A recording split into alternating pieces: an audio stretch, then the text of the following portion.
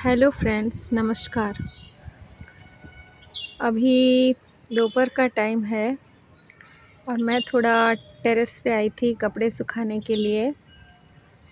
तो मुझे थोड़ा-सा थकावट महसूस हो रहा था, तो मैं थोड़ा यहाँ पर बैठ गई मेरे मैंगो ट्री के पास, क्योंकि मुझे बहुत सुकून मिलता है यहाँ पर। ज़िंदगी में कभी-कभी कुछ ऐसे वक़्त आते हैं, जब आपको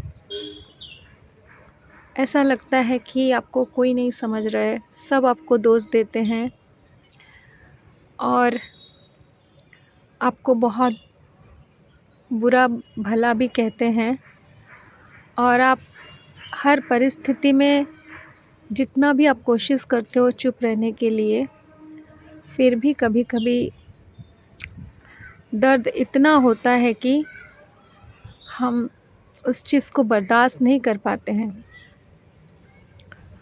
और फिर हम जब उस चीज़ को मुँह खोल के उसका सामना करते हैं, तो चाहे आगे कोई भी हो, चाहे आपका जितना भी वो करीब हो, वो हमें गलत समझता है।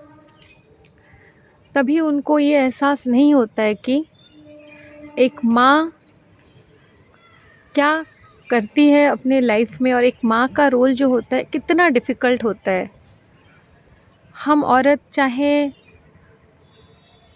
जितना भी कुछ कर ले, जितना भी अपना मन, तन सब कुछ दाँव पे लगा के एक बच्चे को छोटे से बड़े करना, उसको जीवन में प्रतिष्ठित करना, लेकिन जब सामने वाला आपको दोषारोप करता है कुछ नहीं समझ के, चाहे वो बच्चे का पिता ही क्यों ना हो, बच्चे का परिवार ही क्यों ना हो, बच्चे का रिलेटिव्स क्यों ना हो, क्योंकि बच्चे में जो भी अच्छे गुण या बुरे गुण का प्रदर्शन होता है या बच्चा उसको एक्सप्रेस करता है अपने बिहेवियर में, तब सारा दोष एक माँ को ही दिया जाता है। क्योंकि बोलते हैं ना, एक माँ ही बच्चे को जैसे गीली मिट्टी का होता है, जैसे हम एक घड़ा बनाते हैं गीली मिट्टी से, उसको जैसा हम शेप देंगे उस शेप में ही बच्चा का जो बिहेवियर, जो उसका आचरण होगा। लेकिन क्यों हमेशा माँ ही क्यों, पूरा परिवार ही क्यों नहीं? माँ को क्यों बोला जाता है हमेशा? क्या माँ का ही सारा दोष होता है? कभी आप बच्चे से तो पूछिए कि उसके मन में क्या है, वो क्या चाहता है।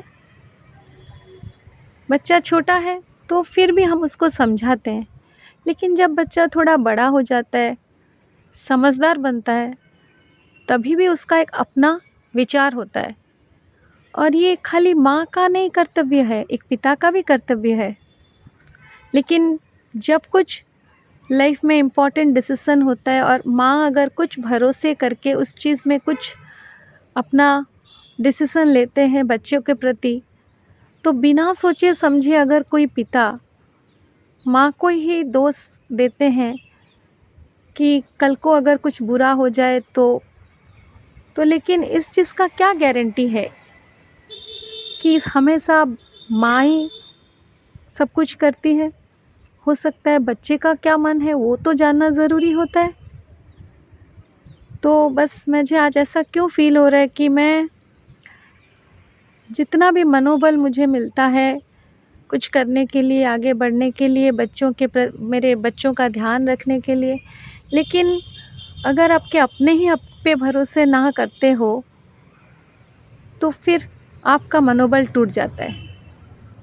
तो इसलिए मैं हमेशा ये सोचती हूँ कि माँ जितना भी करे, लेकिन एक परिवार का अगर उस माँ पे भरोसा ना हो, तो फिर वो माँ कभी भी अंतरात्मा उसका बहुत कष्ट होता है।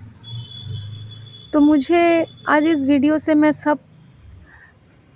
सब लोगों को ये मैसेज देना चाहती हूँ कि देखिए, आप कोई भी परिस्थिति में हो तो सारा दोष आप माँ को मत दीजिए, क्योंकि एक माँ बहुत कष्ट करके इस पृथ्वी में एक बच्चे को पैदा करती है और ये माँ कभी भी नहीं चाहेगी कि उसका बच्चा गलत राह पे जाए।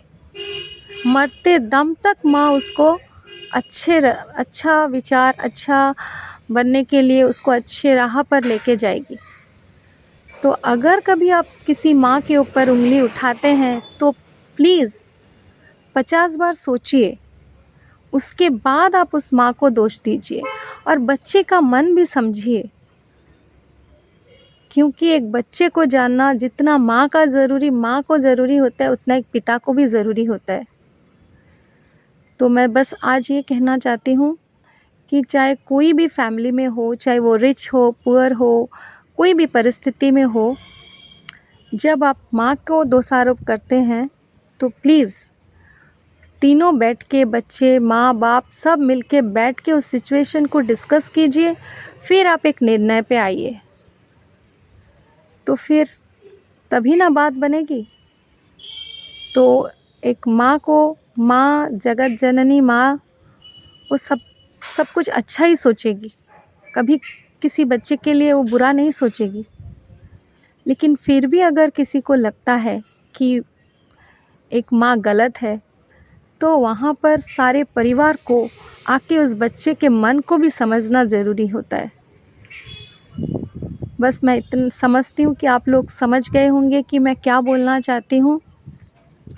और आजकल के ज़माने में बच्चों को सही और गलत चीज़ समझाने के लिए एक बहुत ही डिफ़िकल्ट काम होता है।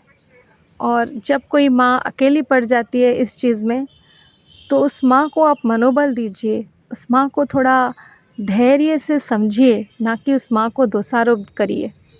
बस इतना ही मैं कहना चाहती हूँ। Thank you. Have a good day.